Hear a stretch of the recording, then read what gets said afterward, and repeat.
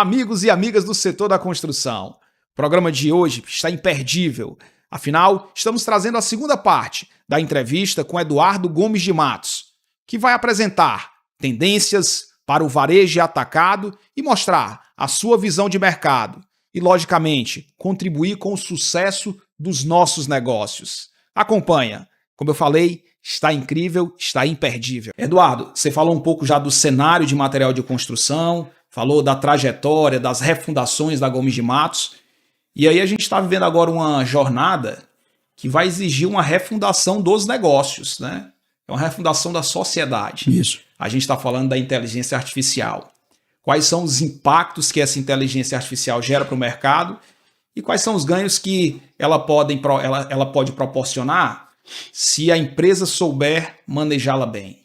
O mundo viveu durante muitos e muitos anos, e as corporações também acompanharam esse modelo, de acordo com a primeira grande mudança e primeira revolução industrial que nós tivemos, que foi a criação da máquina a vapor. A máquina a vapor, juntamente com os trens, elas revolucionaram o mundo. Os navios. Então isso revolucionou o mundo completamente. Mudou de uma sociedade agrícola para uma sociedade urbana. Surgiu a questão do salário, do trabalho assalariado que não existia. Então mudou totalmente de uma sociedade feudal agrícola para uma sociedade urbana. Então isso foi uma primeira grande revolução. Depois nós tivemos a invenção da lâmpada elétrica, que foi a segunda revolução industrial. Então isso mudou completamente o mundo. E junto com isso aí, no começo do século passado, nós tivemos, por exemplo, estruturação de grandes organizações através das linhas de montagem, como General Motors, como Ford, como DuPont e por outras grandes mundiais. Pra você ter uma ideia, a fábrica da Ford, ela era do tamanho de mais ou menos de 5.000 Campos Olímpicos. Era uma coisa assim que não existia, era muito grande. Então essa foi outra revolução. Na década de 50 do século passado, surgiu o computador. O computador foi a grande terceira revolução industrial que nós vivemos, que transformou a mão de obra, que era mão de obra do trabalho, das mãos e dos pés, e mão de obra do conhecimento, da cabeça. E agora nós estamos passando por outra grande... nós tivemos a internet, que foi a quarta revolução industrial, e agora nós estamos passando para a quinta revolução industrial, que é a da IA. A IA não é moda. A IA vai significar vivência, sobrevivência para muitas empresas, que já está ultrapassado quem não usa IA. Então, se você não está usando a IA hoje, você está extremamente ultrapassado. Extremamente ultrapassado. Hoje eu estava numa reunião antes de vir para cá, e aí disse assim, precisa arranjar um novo nome para isso aí. Aí o gestor foi e disse assim, eu vou pensar no novo nome. Eu disse, não vai pensar no novo nome não, você vai perguntar IA. Né? Ele disse, não, chefe, quando eu digo pensar, é botar na IA. Eu digo, então diga, eu vou botar na IA. Porque senão eu vou pensar que você vai pensar. Né? Perfeito. E não precisa pensar. Então, por exemplo, hoje, a IA, como a gente estava até conversando aqui antes do programa, resolve problemas até de saúde, resolve problemas psicológicos, né? Tudo isso aí. Então, a IA é uma ferramenta, é como o nosso celular. Você pode dizer assim, cara, eu não vou usar celular, essa ferramenta, não vou usar o WhatsApp, não vou usar a internet, tudo bem, não uso rede social, é uma ferramenta que está à tua disposição, mas você vai ficar fora do mundo, amigo. Grande parte do mundo você vai ficar fora. Então a IA é a mesma coisa. Então, por exemplo, no seu segmento, né? Por exemplo, o comprador das grandes empresas, de todos os segmentos, é uma figura que tende a desaparecer. Ele vai ser o quê? Um analista de dados. Mas o agente de IA hoje, já existem agentes de IA hoje, que eles são compradores, que você dá os parâmetros para o agente, todos os parâmetros do teu negócio. Por exemplo, uma construtora vai comprar material de construção, ele dá todos os parâmetros da última compra, preço médio, tal, tempo de entrega de cada fornecedor, tal, tudo mais.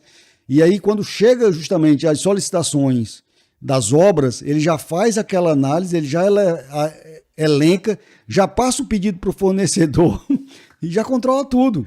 Então, o comprador vai ser um analista de inteligência. Putz, deixa eu olhar se a IA está trabalhando correto, o que é que poderia ser melhor que a IA fez aqui essa proposta e eu poderia fazer, e de relacionamento com o fornecedor, o fornecedor está trazendo melhores condições para ele, para que ele possa mudar os parâmetros no agente e por aí vai.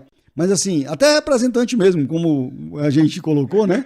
Representante também pode desaparecer. Então, muitas funções podem desaparecer. Então, você tem que imaginar o mundo daqui a 5, 10 anos. Perfeito. Como é que isso vai impactar o mundo daqui a 5, 10 anos? Nós temos um método, Átila, hoje, que a gente chama de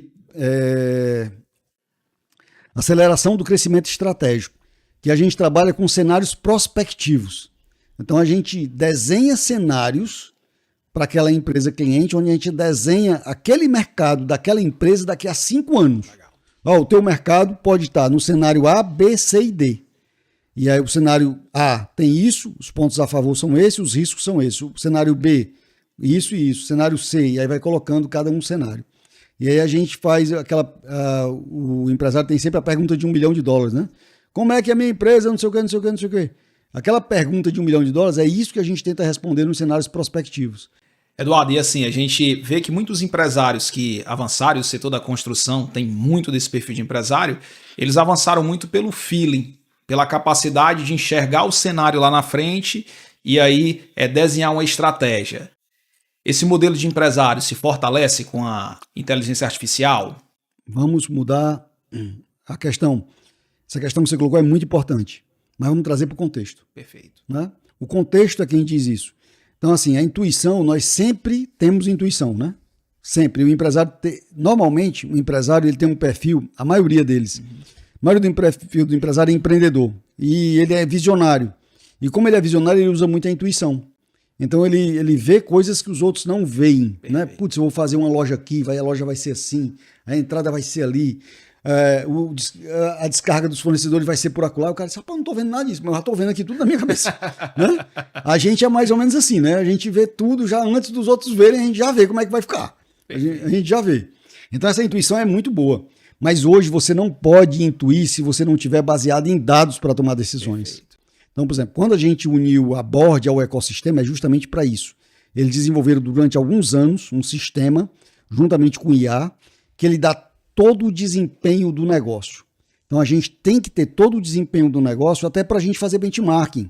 Eu estava numa reunião agora, antes de vir aqui para nosso encontro, onde a gente, por exemplo, eu peguei a nossa DRE do trimestre, nosso demonstrativo de resultado do exercício, para quem não tem convivência com esse termo, e pegamos a DRE e eu coloquei na IA. E pedi para fazer uma análise, fazendo um comparativo com as Big Four, com as 4 maiores consultorias do mundo. E percentualmente, linha a linha, quanto era o custo. E fui analisando e ele analisou. Ó, esse aqui está em linha, esse aqui está acima, está crítico, esse aqui precisa de atenção. Então ela foi colocando linha a linha. Aí eu uso minha intuição, aí eu uso minha inteligência. Eduardo, e pegando aqui o varejo, o atacado da construção, né? Onde é que você já vê a IA sendo utilizada na prática? A IA, ela tem que... Você tem assim, ó, esse ano é um ano de eficiência. É um ano de você aprofundar análises. Eu já tinha colocado isso ano passado. Tem um professor no Sul que ele, desde 2020 até hoje, ele faz prognósticos da economia. Então, hoje nós ainda temos uma taxa de juros a 14,75%. É muito, muito alta, é altíssima, né? Nós temos uma instabilidade gigante, política, geopolítica, guerras, petróleo. Então nós temos hoje algumas incógnitas no mercado que fazem com que eu tenha que voltar para o meu negócio e analisar o meu negócio com profundidade. Uma das coisas que eu aprendi, quando o meu pai era para o Rotary, você ia pro Rotary para dizer, tá tudo bem, tá tudo maravilhoso, e não sei o que e tal, tá tudo não sei o que. Não sei se alguma associação é ainda assim, viu?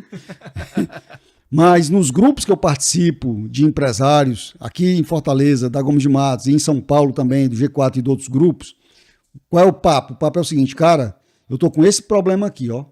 Tu já passou por esse problema, cara? Como foi que tu solucionou? Quem foi que solucionou? Quem foi que teve esse problema? Então a gente vai lá para mostrar nossas vulnerabilidades e pegar ideias de que a gente possa melhorar. Então, às vezes, uma ideia de um cara, uma ideia que o cara dá, putz, valeu a pena você ir para São Paulo e pagar 3 dias de hotel, passagem, hospedagem e tudo mais.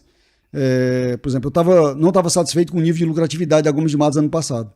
E aí eu conversando com um dos mentores lá em São Paulo, ele disse assim, Eduardo, e quem paga os custos fixos do negócio? Aí eu olhei, porra, ninguém. Aí mudei minha precificação, mudei a forma de apuração da DRE baseada num comentário que a gente tem, como a gente está conversando aqui. Então, se você não estiver disposto a compartilhar suas vulnerabilidades, se você não estiver disposto a estar com outros empresários, como esses 60 vão estar reunidos, discutindo as suas empresas, trazendo suas vulnerabilidades, e dizendo assim, pô, como é que tu fez lá na Ambev? Cara, como é que tu fez na Casas Bahia? Que lição tu pode trazer pra gente? Se você não tiver isso, cara, você está muito atrasado, porque você vai depender só de você. Eduardo, você falou de que esse ano de 2026 é o ano da eficiência operacional. Isso. Como é que você está analisando a curva de crescimento para esse ano e quais são as principais preocupações que o empresário deve ter? Esse ano é um ano de eficiência, como a gente já comentou, né? Então, assim, apesar disso, os líderes, foi feita uma pesquisa agora, eu trouxe até aqui para você essa pesquisa, quais são as principais preocupações dos empresários hoje no Brasil e quais são... Eduardo, breaking news, pesquisa em primeira mão, é isso, Eduardo? Pesquisa em primeira mão. Essa pesquisa eu tive acesso a ela ontem, tá? Então é uma pesquisa recente mesmo, muito nova. Então, assim, hoje nós temos várias preocupações, né? A primeira grande preocupação dos empresários, que não deveria ser, mas é a instabilidade política do nosso país. Nós estamos aí com várias denúncias, né? Congresso, essa bipolaridade que existe hoje no Brasil é muito forte. Então, assim, é uma preocupação muito grande. A outra preocupação grande que os empresários têm hoje é com a questão geopolítica também. O agravamento dessa guerra, onde essa guerra vai terminar. Terceira grande preocupação é com crescer, como é que eu cresço, né? E a quarta grande preocupação é com essa... Tudo isso reflete na economia, então a taxa de juros é muito alta. E a quinta grande preocupação é com a escassez de talentos. A gente não pode fugir disso. E isso leva para as prioridades.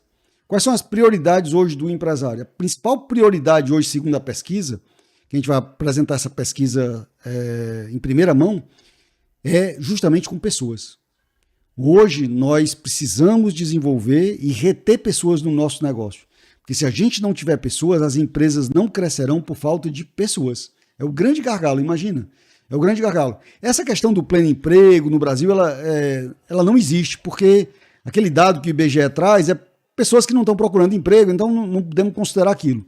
Mas toda empresa cliente nossa, quando a gente reúne os empresários, a gente sempre reúne 50, 60 empresários, pergunta assim, qual é o principal problema de vocês hoje? 70% é pessoas.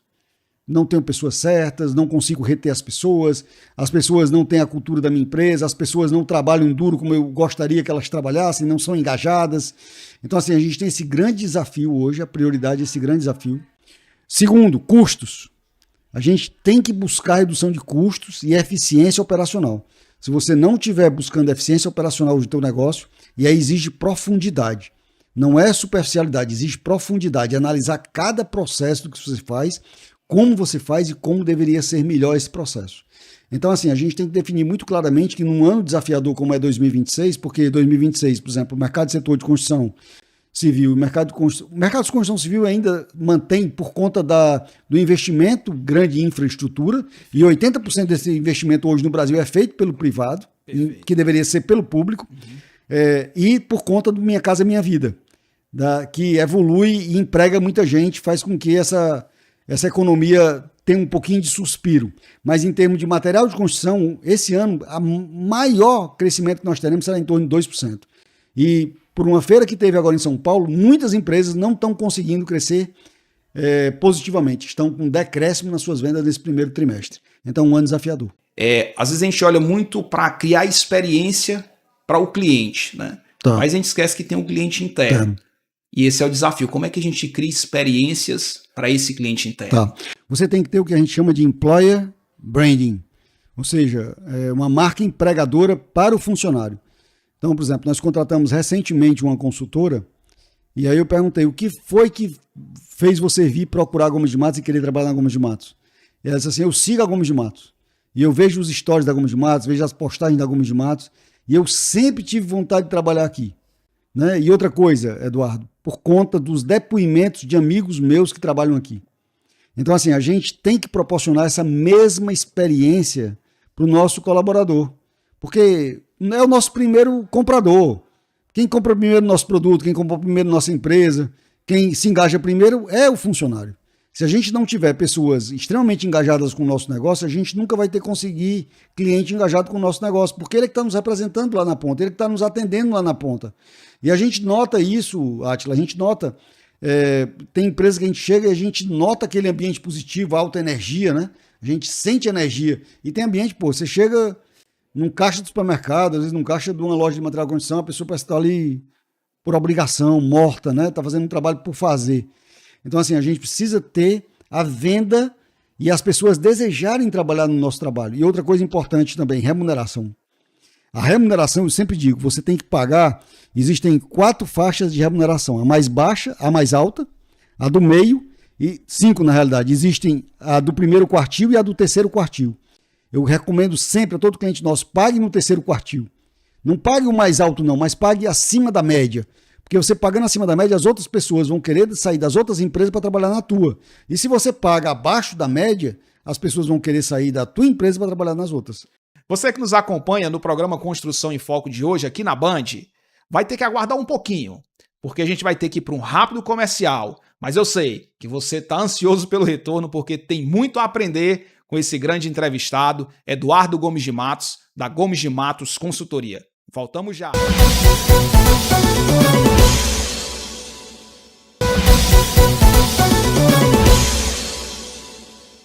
Estamos de volta com o programa Construção em Foco aqui na Band, com esse super entrevistado, Eduardo Gomes de Matos, que vem nos dando uma aula de mercado, tendências para o varejo e atacado do setor da construção. Como é que você vê a mentalidade do empresário, da grande massa do empresariado brasileiro e do setor da construção, porque também você presta consultoria para o setor da construção. Como é que você vê a mentalidade desses empresários para esse posicionamento que você trouxe? Átila, eu sempre separo em 2 grandes grupos. Aqueles grupos que têm humildade e os grupos que não têm humildade. Quando a gente tem humildade para aprender. E para ver que às vezes uma coisa que eu fiz durante 40 anos não é mais adequado eu fazer nos próximos 40 anos, que eu tenho que mudar agora. E tem empresários que não acham que isso é viável, então tentam fazer da mesma forma, do mesmo jeito e sofrem as consequências. Então eu vejo que tem muitos empresários do mercado de construção civil e do mercado de material de construção civil que tem essas posturas, sabe? A gente vê muito essas posturas. Posturas de empresários que fazem fundamento. Então, por exemplo, tem um cliente nosso que é uma construtora, que nós colocamos para ele o seguinte, há 10 anos atrás, rapaz, vamos fazer o seguinte, vamos preparar a sua empresa para a gente vender ela daqui a 10 anos, não era nem vender, era para abrir ações na Bolsa. O que é que uma empresa da ações da Bolsa precisa? Aí nós fomos de lá para cá, precisa disso, e aí fomos fazendo tudo o que essa empresa precisava, né? O resultado é uma empresa extremamente, muito mais sólida do que ela era há 10 anos atrás, muito mais sólida, com muito mais gestão, muito menos dependente dos donos e que hoje fatura o dobro do que ela faturava há 10 anos atrás. Então, assim, e nós não estamos falando de 10 milhões para 20, não, estamos falando de 500 milhões para 1 bi, né? Então, assim, ter essa humildade, dizer assim, cara, realmente a gente não fazia isso e nós temos que fazer. E então eu separo sempre assim, sabe, em empresários que têm essa visão, têm essa humildade de buscar conhecimento, de buscar novos métodos, de fazer a mudança dentro do seu negócio necessária, e aqueles que continuam fazendo da mesma forma, do mesmo jeito. As empresas irão quebrar, porque irão continuar fazendo da mesma forma, do mesmo jeito. Mesmo fazendo bem feito. Rapaz, eu faço super bem feito hoje, mas se é do mesmo jeito, da mesma forma, a tendência é quebrar. Eu queria que você trouxesse aí a visão do varejo e do atacado aí para os próximos 5 ou 10 anos. Como é que vai ser o varejo e o atacado do futuro? O varejo ele tem que proporcionar sempre uma experiência para o cliente. Porque, por exemplo, ontem eu estava no supermercado e aí eu peguei um hábito hoje que aí no supermercado, às vezes, aberto o meu aplicativo da Amazon. Então eu olho aqui um biscoito. O biscoito é R$ 8,29. Na Amazon é R$ 6,29. Entrega quando? Amanhã. Eu vou comprar no supermercado? Não vou comprar na Amazon. E na Amazon ainda ganha pontos na Latam. Ainda compro na Amazon e ainda ganho ponto. Né? Ainda pontuo na Latam para ser black da Latam. Então, se eu não proporcionar uma experiência, eu vou ficar para trás. Porque, principalmente a nova geração, nos Estados Unidos faz muito tempo que você não abre shopping. Se abre mall, mas shopping não. Mall é um novo modelo de varejo americano. Por quê? São shoppings ao ar livre, onde você tem as grandes âncoras, mas você tem disponibilidade de parar na porta daquela âncora ali, ou muito próximo da porta da âncora. Então é um modelo novo que está nascendo, são os malls americanos abertos, e isso tem sido aberto nos Estados Unidos. Então, varejo tem que ter experiência. Se você não proporcionar experiência para o teu cliente, para que ele tenha motivo de ir na tua loja, eu tenho um motivo de ir na tua loja, então eu compro na internet. Para que eu vou na loja se eu compro na internet? Então, hoje, Mercado Livre. Putz, Mercado Livre hoje tem uma infinidade de produtos e muita facilidade e crédito. O Mercado Livre hoje já é um ecossistema, ele te dá até o crédito. Ele já tem o cartão dele, já dá o crédito dele, tem um mercado pago. Você já tem uma série de benefícios ali. Então, o varejo tem que proporcionar experiências. Se você não proporcionar experiências, for só o produto pelo produto, preço pelo preço, até commodity, a galera vai comprar na internet. E isso reforçou durante a pandemia. Mudou o hábito durante a pandemia. E distribuição. Distribuição, por que a indústria ainda usa o distribuidor hoje? Porque ela não tem a capilaridade do distribuidor. Mas o distribuidor, há muitos e muitos anos, sei lá, 20 anos, que é prognosticado que o distribuidor, o intermediário, não o distribuidor, o intermediário desaparecerá. Por quê? Porque ele agrega custo na cadeia de distribuição. Então, hoje você vê movimentos de várias e várias indústrias, não só no segmento, principalmente do setor alimentício, eles tirando a figura do distribuidor, não querem mais distribuidor, e eles pegam o ex-distribuidor e dizem assim, você não é meu distribuidor, agora você é meu broker. Você quer ser broker? Eu vou te pagar uma comissão de 5% sobre o que tu me vender. Ponto. Você não vai mais comprar meu produto, você não vai dar o crédito, nada disso. Isso tudo é comigo. Você é somente o meu broker e eu te pago uma comissão em cima do que tu vender. Então a figura está mudando completamente. Perfeito. Entendeu? Então se você não agregar valor para esse cliente aqui, aí você vai competir por quê? Por preço. Exato. Só preço. Então preço, cara, é quando você não tem diferencial. Exato. Quando você não tem diferencial, aí é preço. Exato. E aí a margem é lá embaixo, né? Eduardo, riquíssimo nosso bate-papo, né? E aí, a pergunta derradeira aqui pra gente fechar a entrevista de hoje. Pressão total. Pressão total. E aí vai bem nisso aí, né? A gente batia um papo antes da entrevista aqui e eu dizia, rapaz, Eduardo, quantos anos você tem, né? Eu acho que você ainda não chegou aos 50 anos, não, né? Pela vitalidade, mas a cabeça de quem já viveu muito, de quem estudou muito. E aí, se você for passar uma dica para o empresário, para o gestor, para o profissional em si, né? De saúde e de mercado. Qual seria a dica que você passaria? Para que essas pessoas possam viver com pressão total. Saúde, eu acho que saúde é prevenção. Você tem que ter bons médicos. Eu digo sempre o seguinte, que o empresário tem que ter um bom advogado, senão ele quebra. Ele tem que ter um bom contador, senão ele quebra. Ele tem que ter um bom consultor, Gomes de Matos, Board, Berteri, Rep, e ele tem que ter bons médicos. Então eu tenho excelentes médicos, eu tenho uma médica que é clínica geral, que ela cuida de mim e da família rotineiramente, então ela entende do todo, mas eu tenho também no meu rol, e esses médicos, além de, eu considero mais meus amigos hoje do que só um prestador de serviço, né? Eu tenho em toda especialidade um cardiologista, um fisioterapeuta, todas as categorias eu tenho grandes médicos que fazem prevenções. Eu acho que você tem que sempre estar prevenindo. Então, saúde é cuidar da saúde mesmo, né? O maior ativo que nós temos é a saúde, né, Átila? É verdade. Sem saúde a gente não faz nada. Perfeito. Sem saúde ninguém faz nada. A gente não tem coragem para nada. E, por exemplo, eu tenho um nutrólogo, cara, que ele é sensacional. Ele é nutrólogo e ele é muito especializado em performance. Perfeito. Eu gosto dele porque ele é performance, é maratonista. E ele é muito focado em performance. Eu cheguei para ele, que é o Rodrigo Ponte. Eu disse assim, Rodrigo, cara, eu tô com uma dor, bicho, me acordo cansado, velho.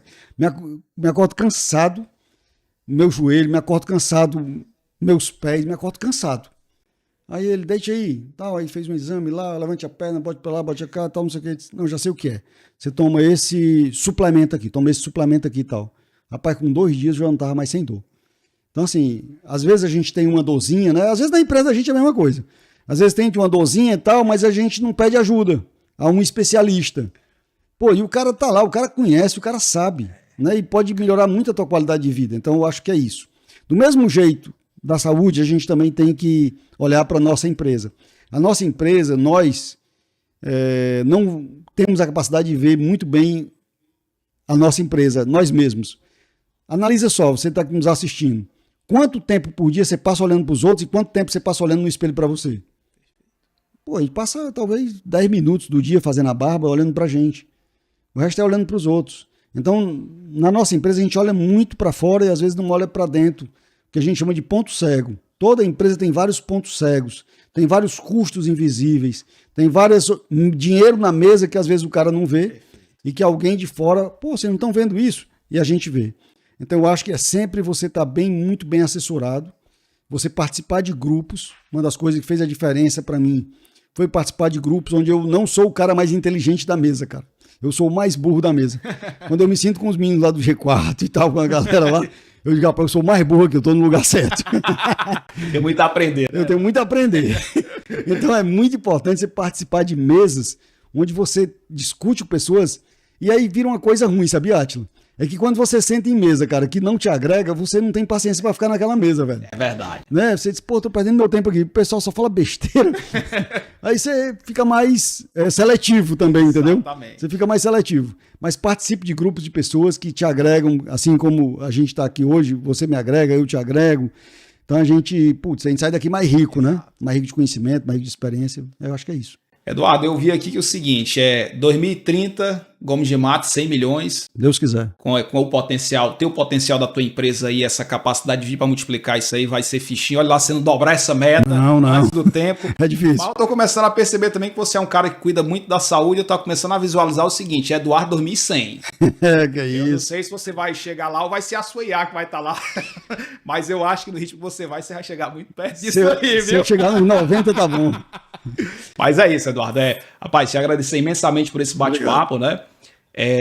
Foi riquíssimo aqui. Quem pôde nos assistir realmente vai ter muito a trazer, vai ter muitas lições de vida para trazer pro negócio e, logicamente, para a sua vida, realmente a vida pessoal e profissional que andam juntos, né? E sem dúvida nenhuma, foi assim uma explosão de conhecimento compartilhado que pode colocar você e o seu negócio com pressão total rumo ao sucesso, ao crescimento aí, porque as empresas são feitas para durar, mas acima de tudo só duram se mudarem constantemente, né? É isso aí. Amigo. Pressão total. Pressão total.